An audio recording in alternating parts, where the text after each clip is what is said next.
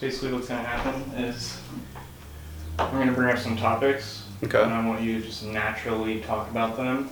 Okay. And if you feel like you're starting to mess up your words or what you're saying, or you feel like you have to burp, just take a 2-second pause, a noticeable amount of silence, and then just restart.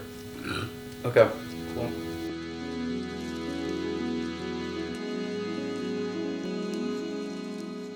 Music has always been like part of my life, such a massive part of my life, and I grew up with my mom. She played music. She was in touring country band stuff, and it's just like I've always wanted that since her kind of heyday was gone. She wasn't able to play them anymore, and I'm just trying to I guess carry on the torch.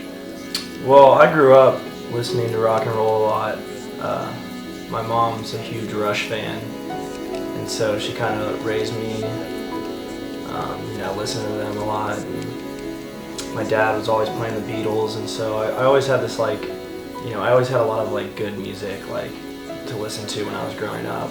And my older brothers always played music as well. So in 6th grade, my parents got me my first guitar for Christmas.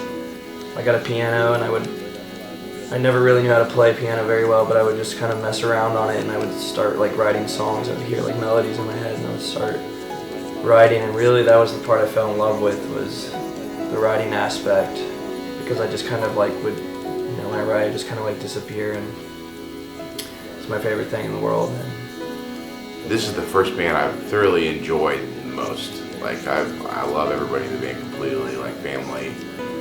All I knew is my best friends were in the band, and I just wanted to play music with my best friends, as long as we all work hard and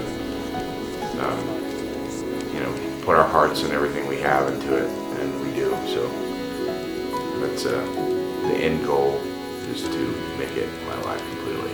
the band is called Violent Kind. Our name's a little deceiving. Everybody hears our name and they think, it's gonna be, it sounds scary.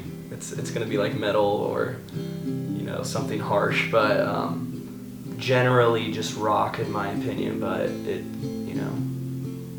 could be whatever.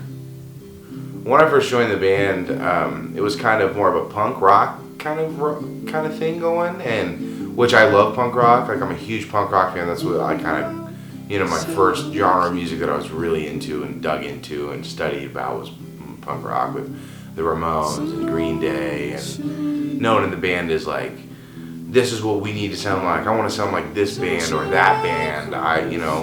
It's let's just sound like how we sound. Let's make music together and see what we sound like instead of trying to sound like something. But a lot of people say, man, I really kind of haven't heard anything, too similar. We started writing this EP 2008 once Tony joined the band.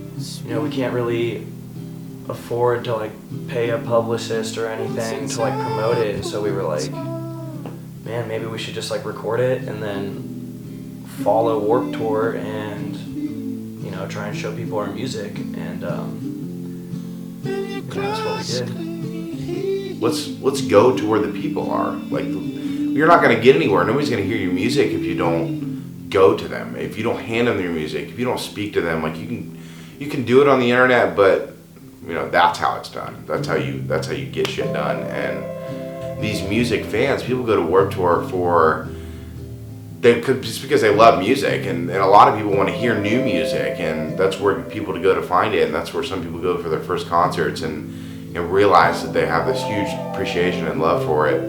It's in my eyes a big game of chess, that if you're going to try to make it your career, you need to choose your next move wisely. The first couple days were rough because we just weren't used to just going up to a random person and saying hello and getting to know them and introducing ourselves. It was a little awkward at first, but eventually I think we all just grew to love that, meeting these awesome people that were just going to Warped Tour for music and to hear new music, and then we'd show them our band, and surprisingly I'd say 90% of the people we showed our music to were into it, and bought a CD, and that helped us get from one date to the next, and it was a really cool experience, so we're all really glad we did it. Hardships for sure. I mean, being in a band isn't easy. Well, because one, it's like you have 4 other girlfriends that are men. At first, it was a little scary, but you know, we started meeting so many really awesome people. A lot of like vendors that were doing the same things we were, and a lot of people that were actually on the tour. Like every day, we would wake up at like 8, and we would go set up in front of a bunch of people, like waiting in line, like 1,000 people. I'll be playing music for the rest of my life, so playing for 5 people at a bar or 5,000 people in an arena is kind of irrelevant, but you'd rather play for 5,000 people in an arena for sure. And we would just like play our songs, walk around and talk to people and show them our music, and you know, ask for donations or whatever. And being out on the road really, I really felt more at home than actually being at home, just through friends and connections and stuff like that. It was a very cool feeling to be out there with my best friends. That's the feeling I had when I was young that I didn't understand. I didn't know what that feeling was, and as I get older, I understand. It's like I'll feel that, and I'm like, wow, that's such a nostalgic feeling, because I felt that when I had no clue that I even wanted to be a musician, you know. we kind of lucked out and we got this shuttle bus that was all renovated on the inside and has these like couches in it that like fold up into bunks, and they're made out of this like almost like it's like a pleather material. And our AC went out on like the 4th day, and we were in Florida, and it got so fucking hot that you would be sitting on this bench for 2 minutes, and you would just stand up and there would be a puddle of sweat. I ate a lot of Vienna sausage and tuna. And what else were we eating? Oh, we would get canned chicken, and you just mix a little mayo in it, and then you just put it on some bread and you got a sandwich. Oh yeah, that was one thing I took for granted was we would get a bunch of like chunky soup, but we never had any way to like heat it up, so we would just eat it, you know, and it was fine. It wasn't terrible. It kind of tasted like dog food cold, but it was whatever. And actually, when I got back, I still had some left over, and I was really hungry when I got home.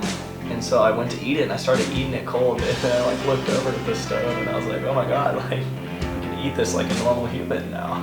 So by the end of the whole thing, there was just dirty clothes everywhere, and garbage, and it was like no matter what you do, there would always be socks, dirty socks, like somewhere, like you go to lay your head on your pillow and smell something and be like, oh well, that's not my sock, and that smells really bad.